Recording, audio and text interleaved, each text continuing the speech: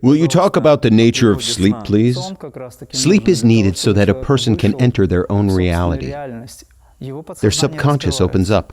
In contrast, on the astral plane, everything is logical. Everything may happen. It shows that there are more possibilities there. A prophetic type of consciousness, or prophetic dreams, is when a person can see events from the past or from the future in their dreams. When you are meditating, you can think of your yogic sleep as meditation. When your mind is asleep, your ego is asleep, but you are awake. That is when everything happens.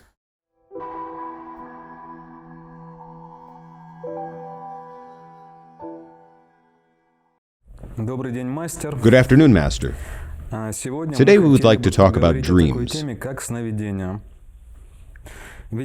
After all of us spend a fairly large part of our lives sleeping, but exactly where we are when we sleep remains a huge mystery. Will you talk about the nature of sleep, please? Where are we when we are asleep? When a person is asleep, it is a magical time. They go beyond the reach of the matrix.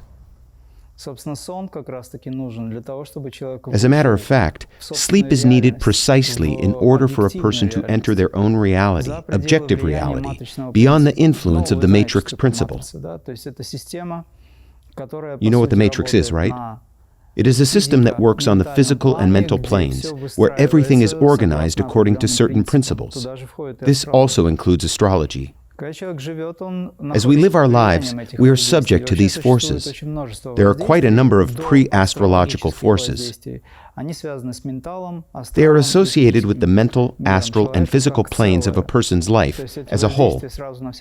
These powers influence people on all levels. While a person processes information about the world, when they go through various experiences during the day, they are constantly part of some interaction, and their brain keeps scanning everything.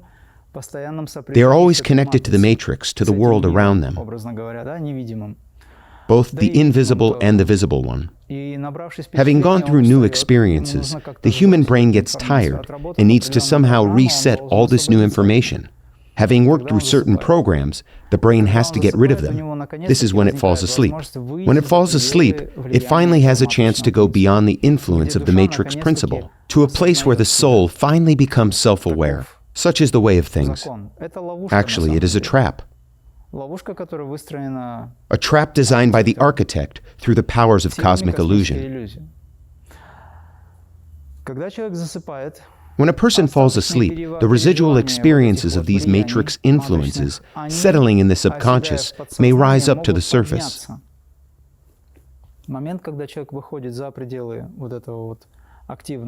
At the moment when a person goes beyond the limits of active living, their subconscious opens up, and their brain is no longer working the way it does normally. Accordingly, the brain is not making connections, it is not scanning or analyzing anything, etc. The subconscious opens up. Let me explain in the way that anyone can understand. When our subconscious opens up, we ask the question, what is the purpose of it? It opens up in order to liberate itself from this program, from the negative, positive, very different levels. Still, some residual phenomena may reveal themselves in the form of dreams. Note that most people, when they see a dream, full of feelings and events, experience the dream but do not control it. Very few people sometimes get into more spiritual phases or realms where they can act as part of their dreams. It depends on the level of their consciousness. It depends on how deeply this person meditated and how much they were able to achieve. Often people see a dream, watch events unfold, but cannot control them. This suggests that they are in the unconscious. They are simply in the midst of chaos. As a rule, this combination of events, the way they mix with one another, is quite fantastical. Sometimes it is even impossible to describe the experience. So as a rule, while we dream, everything about our experiences seems very logical. Everything appears clear. When the person comes out of this state, their mind turns on. And within it, everything is very structured, everything has its own place. The mind weighs things up. All right, this is possible, but that is not. It says, no, this could not be. It is wrong. It is not logical. In contrast, on the astral plane, everything is logical. Everything may happen. It shows that there are more possibilities there. Why am I saying this? It is residual phenomena that you may see. When people are in the middle of experiencing a dream, when they are in it, they still do not control it. They are merely watching the events as they happen. These events originate in the subconscious. Yes, there are times when people fall into a deep spiritual state, but they do not experience it consciously. Then they can see astral events. Still, they cannot control this process. This suggests that there is a fusion of the unconscious, which also includes the astral plane, that which is based or collected as the foundation in the human subconscious, or that which is already connected with the astral world and also has a connection to the subconscious world. People are not conscious of it, meaning that they cannot control those events. With the rare exceptions when a person has reached awareness, that happens as a result of their spiritual growth. Not always, but often enough, people who meditate have a conscious astral presence. Master, is it actually worth trying to achieve lucid dreaming? Aren't there both Tibetan and indigenous Mexican techniques dedicated to lucid dreaming? I would be very careful and thorough about it, because all the techniques that are now being taught, as far as I have seen, are offered by the so-called schools of lucid dreaming and so on, where they usually teach people to roll out of their body. All of this is about lower astral planes. The point is that in everyday life, the consciousness of an ordinary person who is interested in this is focused onto the Manipura, Svadhisthana, Muladhara chakras. That is, this is the place where our soul is, the place of consciousness. Consciousness and soul are the same thing, generally speaking. So a person's consciousness is located there. If you leave the body through these planes, where do you end up? You find yourself in the lower astral plane. You can enter the spiritual world when you, at the very least, reach the heart center, having cleansed the heart chakra and gotten rid of what is called resentment, and so on. Having got rid of non-love, you can enter the spiritual world. Heavenly planes begin from the heart center, from the world of love. All other techniques are dangerous in this respect, and I do not recommend them. It would be good to teach yourself to somehow consciously respond beyond the mind and everything else, but that's what meditation is for. Meditation allows us to enter the sphere of the spiritual and emerge on the other side.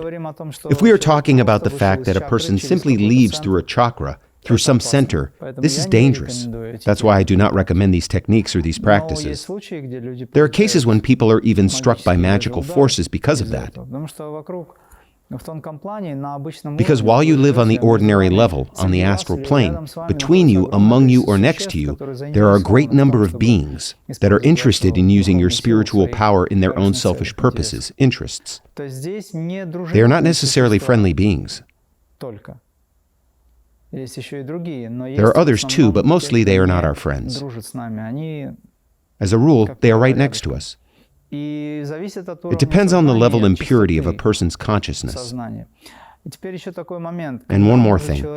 How can a person learn to feel, to be aware of themselves beyond the ordinary human life, beyond the mental plane? How can they learn to be conscious in a dream?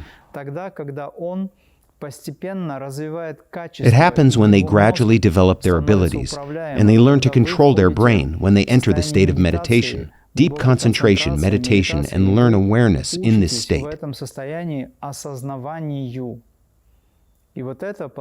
allows them to be in the state of consciousness wherever they are on the astral plane.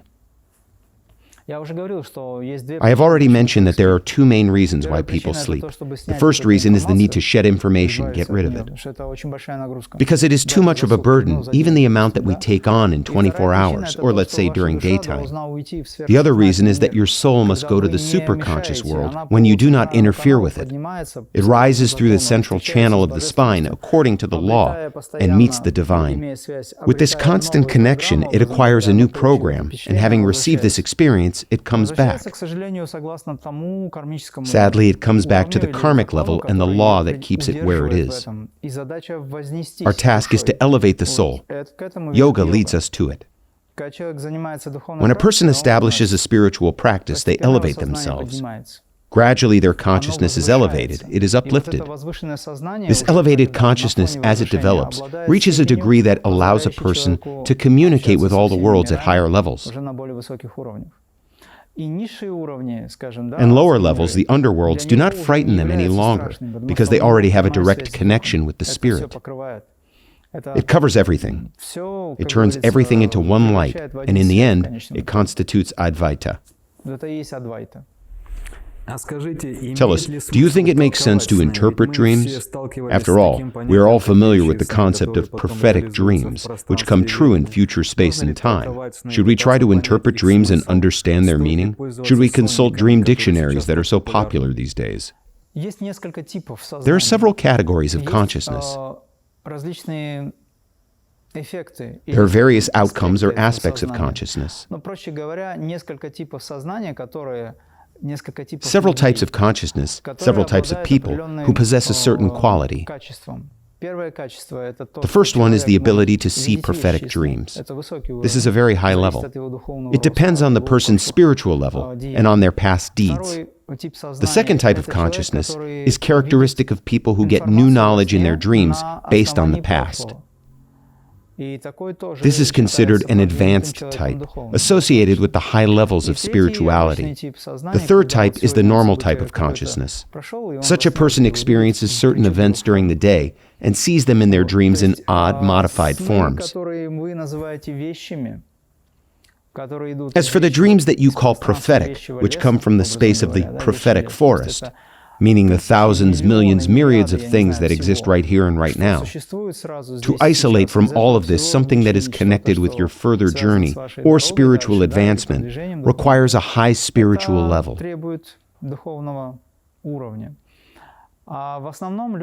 Naturally, most of the time people rely on certain archetypes that work. I'd like to emphasize that one needs to be very careful, because the dream dictionaries that you hear and know about are often written who knows where and by whom. Actually, we know by whom. This is a system designed to control, to program people.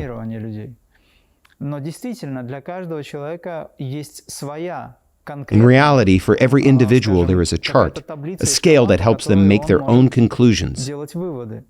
Let us say someone dreams of a certain image or an animal. This or that conclusion follows. It is very individual. Some things coincide, it's true. If I dream of a black crow, what does it mean? What is to follow? Or a white wolf. All these things are associated with people's archetypes. They are associated with the unconscious world. So one has to observe it. Actually, how are the dream dictionaries put together? It were advanced mystics that wrote them back in the time. Let's call them that. They observed events as they happened, recorded them in this or that manner, evaluated and traced them to a certain extent. Everyone should do it if they want to, of course. There again, how much time will it take? Will you be able to do it correctly? Also, this will be your personal dream dictionary books, useful only to you. That's why these dream dictionaries, especially the ones that you find on the internet, should be called dreamless.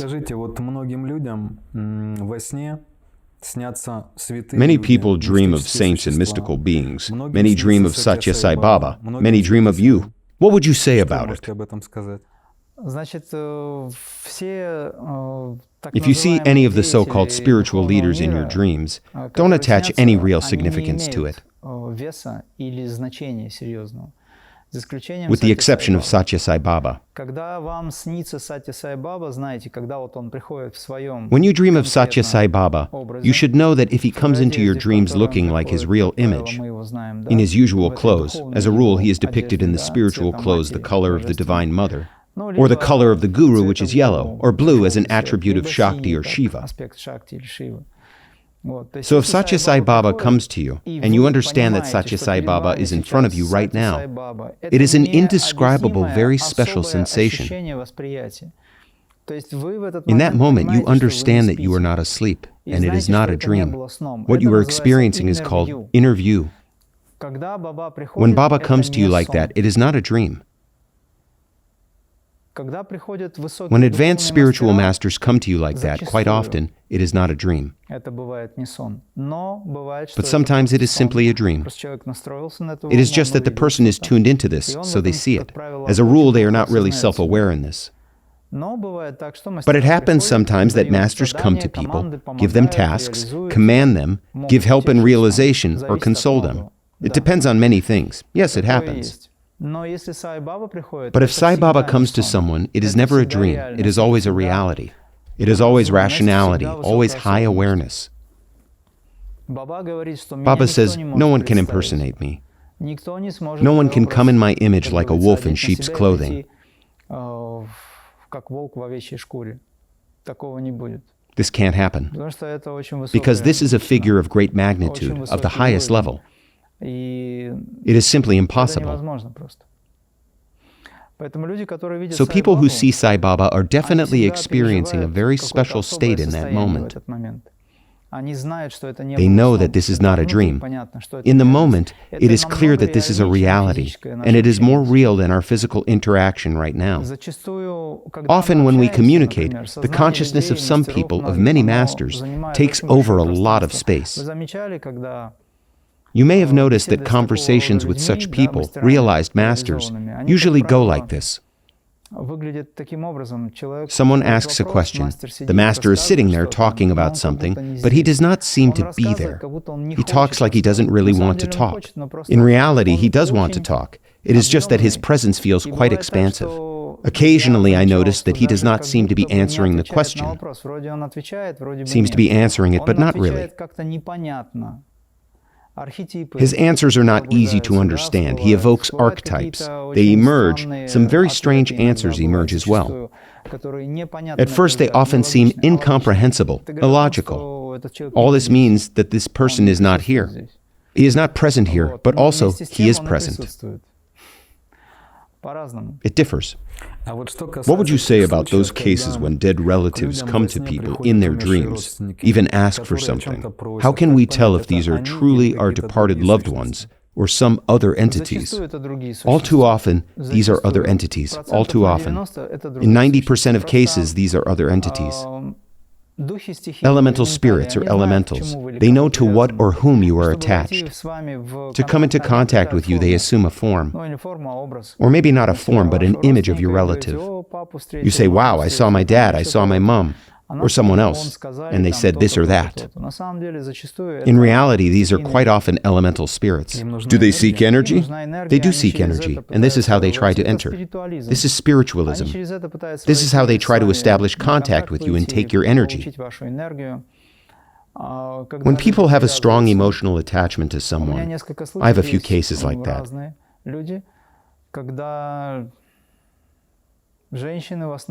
Various people, mostly women, they are better mediums as a rule. Say that they communicate with their deceased husbands or other people who were very close to them in life. At the end of the day, I warn them that this is wrong. This is not what they think. In fact, they are not communicating with who they think. Unfortunately, it is very hard for most people to step away from it, to say no. How so? Because of that attachment. Moreover, on the other side, in the lower astral plane, various contracts are offered, and so on. I actually witnessed several times, not just once or twice, but many times, let us say on several occasions, how people were hooked this way. So in reality, these are not your loved ones. That's why Jesus said, then if anyone says to you, behold, here is the Christ, believe it or not, but test me. The Vedas tell us that a demon can take any form except for Sai Baba. How can we make sure we are not deceived? One has to have a clear heart and consciousness to be able to tell. We achieve it through meditation. Also, there are some questions we can ask. For example, demons cannot lie more than twice when they answer those questions. Let us say you ask them what their name is. They say, my name is such and such. You ask again what their name is. They go, I have already told you my name is such and such. You ask the question for the third time. For the third time, they cannot answer with a lie, so they retreat. We also know that they cannot turn into a cow or a dove. Once a woman asked me this. She said, "Yesterday I met Master Jesus, and he told me to do this and that. He told me to ask you to do this and that." I asked her, "What was he wearing?" She said, "Well, he was wearing a robe as usual, something typical of his time." I asked, "What did he have on his feet?" He was wearing sandals. Actually, when Jesus appears to people, he does not touch the ground with his feet. His feet are bare. He hovers in the air. When his image appears to people, they either see him above the waist, or, if they see his entire figure, he never touches the ground with his feet. He is an exalted being, the highest being. He is divinity personified. Naturally, he will not appear wearing sandals. This is one way we can tell. Just an example. It is the way it was in that instance. Every situation is unique. We must trust the heart. That's the point. So to go back to the question about dream dictionary books, for example, if you feel that there is a connection there, by all means observe it and test it. Providence or fate has a great number of variations. Its variability is infinite. Even Shiva himself said that time would tell. We act in this or that way. Read the Shiva Purana. Look for yourself. He said that providence was the one to decide. There is something that stands above all of this, you know? The god Shiva is the creator of this world, the one who holds everything in himself. He even speaks of providence and of time, which in itself determines everything. It means that there is something higher. Satya Sai Baba said, "I am the master of time. I am time. I decide." Why don't some people understand Sai Baba? Because sometimes he does contradicting things. When we put together all we know from him, we see that to one person he says yes, and to another he says no, because the events are different and the processes that follow are different. That's not the way to take it. He materialized Vibhuti and gave it to a certain person. This person wanted to share it, but Sai Baba said, "No, this is for you only," because this Vibhuti was exactly the program that this person needed. If Baba allows to share it, then it's all right. The program is changed. Everything is immediately changed. Going back to prophetic dreams, can you tell us if people can see the future or the past in their dreams? Can they see their past lives in their dreams? I began with saying that there are three types of consciousness. The ordinary one, the person dreams of the events that took place during the day. The second type of consciousness is characteristic of someone who dreams of things that happened long ago in the past, maybe even elements of their past lives that they see in some events. The third is a prophetic type of consciousness or prophetic dreams, when a person can dream of the past or of the future. As a rule, ordinary people rarely experience such dreams. It is only the masters who have this ability thanks to their pure consciousness. Actually, anyone can have this ability, but not everyone wants it.